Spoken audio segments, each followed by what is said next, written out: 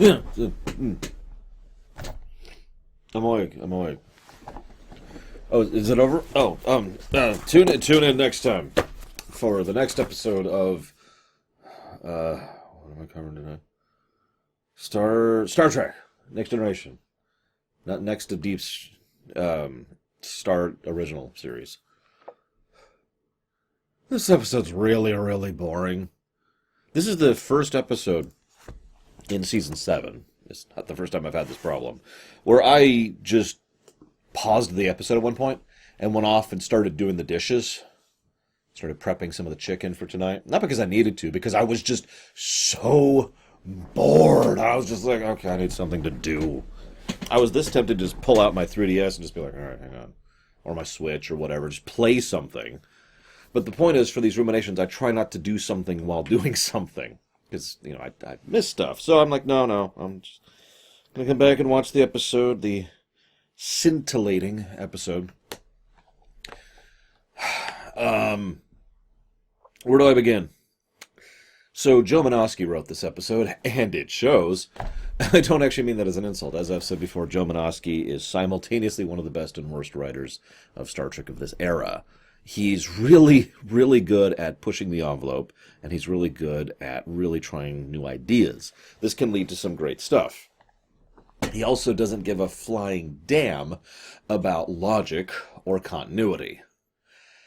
As I've said before, Joe Menosky tends to work well when he's paired with another writer who can handle the, making the episode make sense part, while he handles the creative ideas part. Cool. However, this episode was his. From conception to initial spec sheet to actual script, and then the 9 or so drafts that it should have gotten until the actual episode. I say should have. This one actually got closer to 3 drafts. You remember how I mentioned that, they were working on 3 TV shows and a movie at the same time? I keep bringing that point up because the more I'm watching these, the more it's really starting to be apparent that I think that's one of the biggest reasons why Season 7 has such a negative reputation amongst TNG fans. That and the episode suck. But you get the point. You get the point, right? No, I don't think this is lamentation worthy, but this is definitely a rumination, to put it into simplistic terminology. Because this episode needed a lot more polished time. And the funny thing is, everyone involved thinks that too. Joe Menosky himself mentioned how he wished he could have gone back and did a few more rewrites, and Taylor mentioned how they wanted to give him more time to polish it, which they didn't have the time to give him. And in fact, he was actually working on several of the pieces of the script while they started filming it, to give you an idea of how far behind they were on that. Spiner had just finished all of his filming for the previous episode, Thine Own Self. When he was handed the script for this one, he looked over and says, I can't do this. I need a couple of months. In fact, I have the direct quote here somewhere. Where is it? Oh,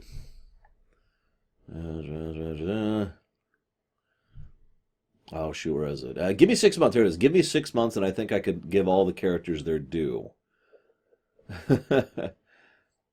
Yeah.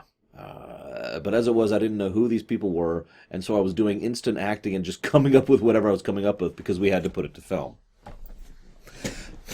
Now, Spiner's decent enough at improv, so that worked out reasonably well. And I don't want to blame Spiner for the episode, but you can really tell that he was just improving a lot of it because they had time to figure it out. By the way, you know how one of the most basic ways to tell a script is early draft?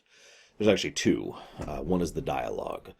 Dialogue, when the overwhelming majority of writers or authors write dialogue, they write functional dialogue, which isn't how people talk.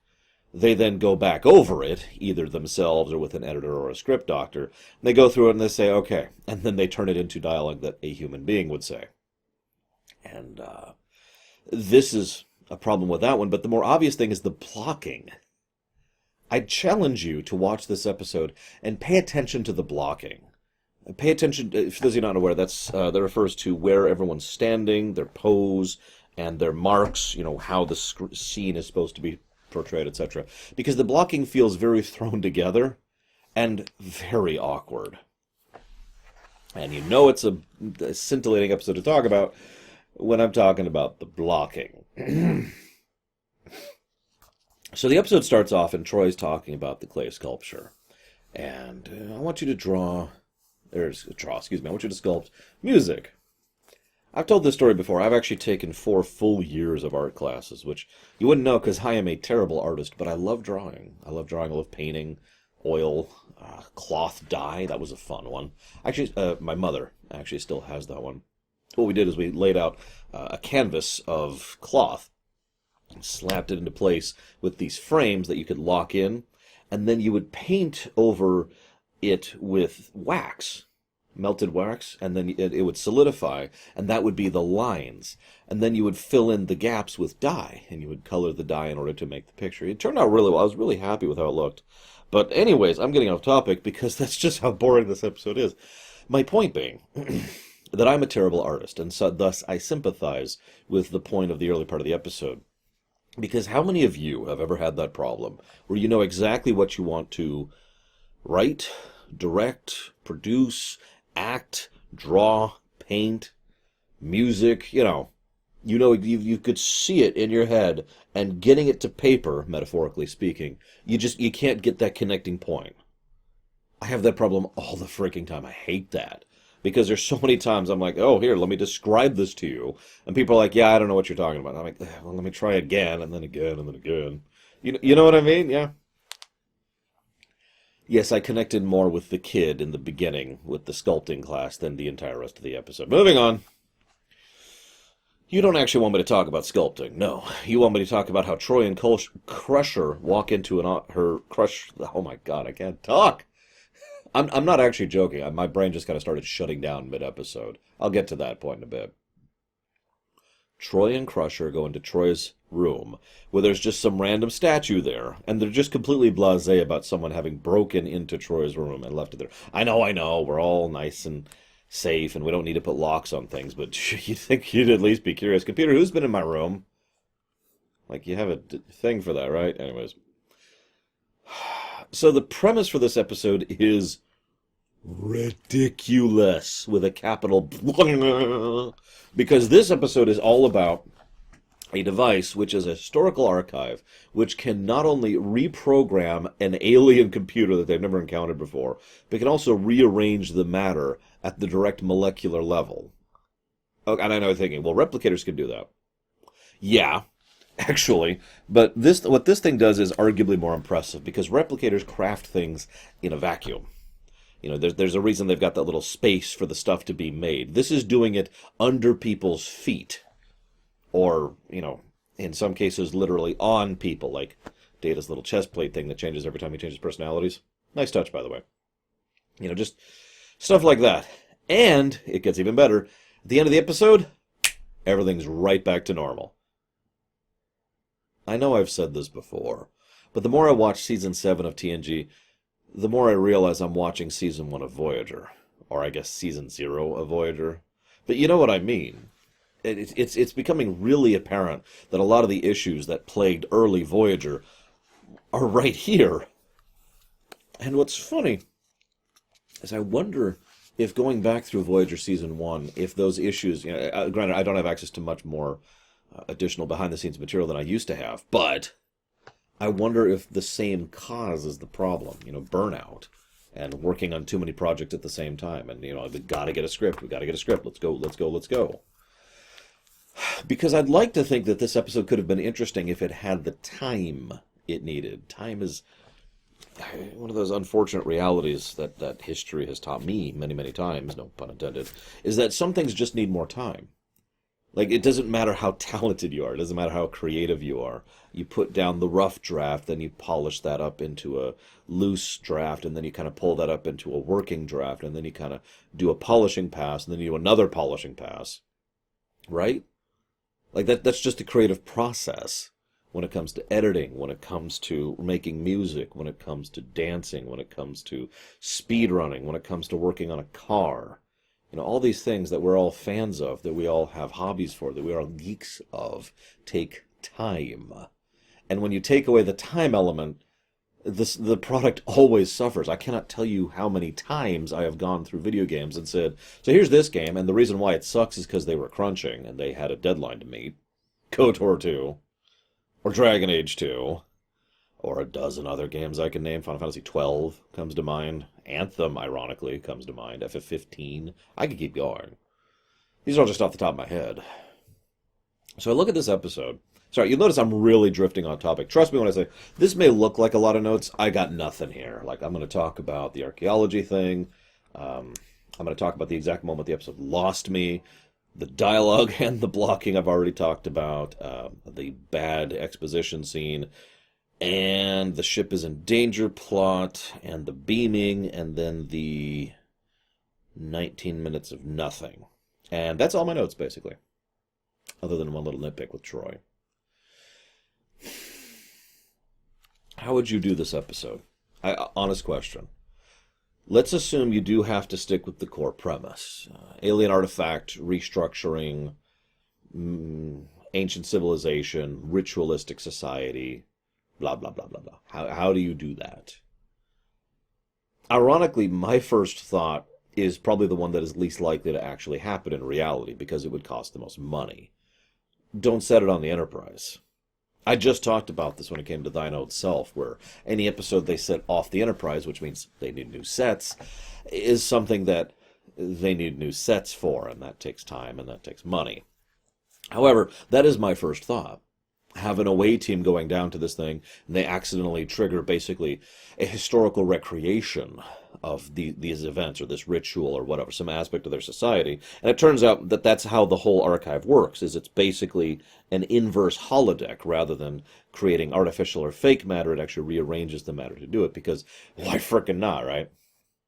And so, oh my gosh, Masaka and the ritualistic cycle and the different people and blah, blah, blah, blah, blah. Oh, and give Brent Spiner some time to actually, do the roles rather than just make it up as he goes.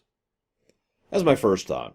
What do you guys think? I really am curious what kind of things you guys come up with, because it's got to be better than this.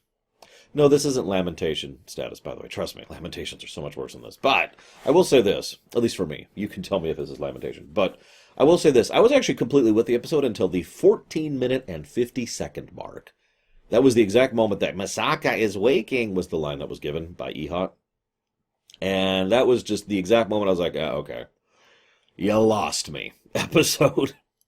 They even pull some visual tricks which are pretty basic and boring for this episode, and also illogical because Geordi should have seen it happening, but let's not get into that. I do have to admit, at least Patrick Stewart is making a joke in this episode. In fact, if you pay attention, Riker, that is to say, Jonathan Frakes, is trying really hard not to laugh. He's actually grinning as Stewart's doing it. If you don't know the scene, I'm not going to point it out. It's before the 14-minute and 50-second mark, if that helps. Anyways, dialogue, blocking, exposition. They go to the magic meeting room. Oh, sorry, wrong show. They go to the meeting room, and they have a big exposition scene where they decide to, sit down and explain everything that not only we already know, but will be demonstrated later. Scenes like that always bug me in fiction because they really do exist for no reason. This is what I like to call bad filler. Padding, in other words. At 20 minutes and 20 seconds, that's when the ship is in danger plot comes to the fray. And by the way, I think that's one of the biggest weaknesses of this episode. And yeah, I know I say that a lot, but I stand by it firmly. It's season 7. We don't need another will they be in danger plot. I almost said will they get home again, but I really am thinking of this as a Voyager episode. We don't need a ship is in danger plot. Especially from this episode. It's stupid. Moving on. Then, they decide to reconfigure a torpedo in engineering. In case you're missing why I'm even pointing that out, the torpedoes aren't in engineering, so they had to get the torpedo to engineering, and then reconfigure it, and then it down to the torpedo bay, so they were over budget, okay? They had to do a lot of set stuff. I will give them credit. At least they remembered they can beam out of an area that's in danger. Oftentimes, Star Trek tends to forget that fact. Then I have a note here that says 10 minutes. I actually went back and checked. It's actually 10 minutes and like 15 seconds of nothing. I have nothing to say about that 10 minutes and 15 seconds. Nothing happens of any significance or import. Brent Spiner decides to play multiple roles. They bumble their way to extremely slowly to the solution, which of course the solution is let's just let the program run its course, which is the dumbest possible thing you can think of in lore, like in character. That's not what you want to happen. They completely ignore the fact that even though the ship is being reconfigured at a rapid rate, and Worf estimates that in 2 hours the ship will no longer be the ship, everything works fine.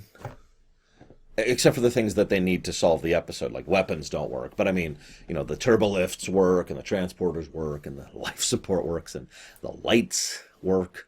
All those things that, the computer, all those things that you'd need in an extremely complicated ship. Like, I can't even put this into words. I want you to think about your computer, okay? I want you to think about how many pieces are in that computer, how many hundreds of parts, how many different conflicting things are all coordinating at the same time. Now, I want to imagine like 3 of them are turned into plants. How do you think the rest of the computer is going to do? And just magnify that by a factor of millions, and you have this episode. I know, logical problems. Joe Menosky, we went over this. And then Troy says, I've got it. It's the sun and the moon thing. Only one can be in the sky at the same time. Troy. How many of you at home have ever looked up to see the moon during the day? I did that just the other day, actually. Literally, I was coming back from taking the trash out, and I looked up, and there's the moon. I was like, oh, we almost got a full moon. That's pretty cool. Then, there's this... and then the GM tells the player the solution, because the players aren't figuring out the puzzle. No, that's basically what happens here. You ever have that happen? You're playing D&D or Star Trek Adventures or whatever, some kind of P&P tabletop game, and you're sitting there, pen and paper, by the way, P&P.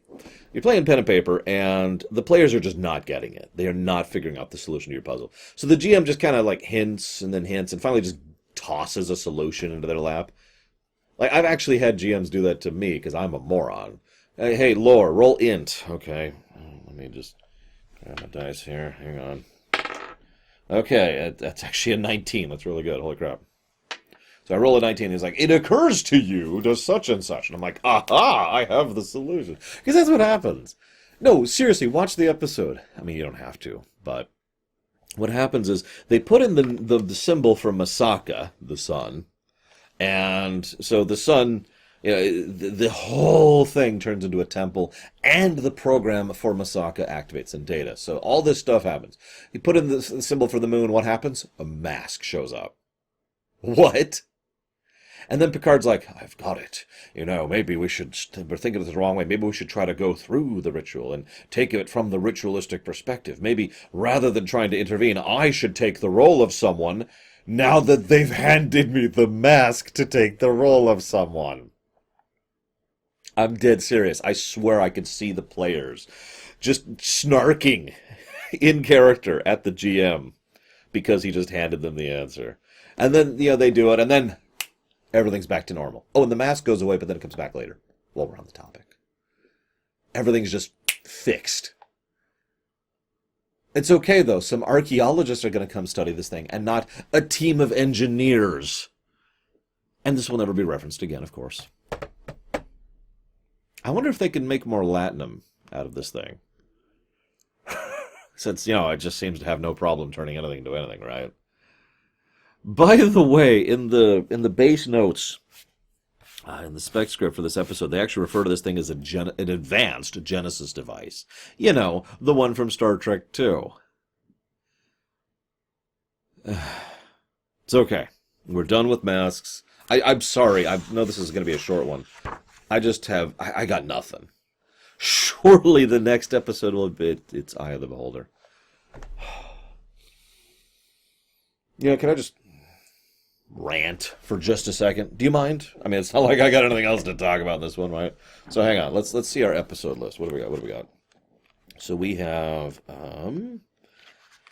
we've had Descent, Liaisons, Interface, Gambit, Phantasms, Dark Page, Attached, Force of Nature, Inheritance, Parallels, Pegasus, Homeworld, Sub Rosa, Lower Decks, Thine Own Self, right? That's actually pretty decent. And as I've talked about this before, Season 7 has been a lot better than I remembered.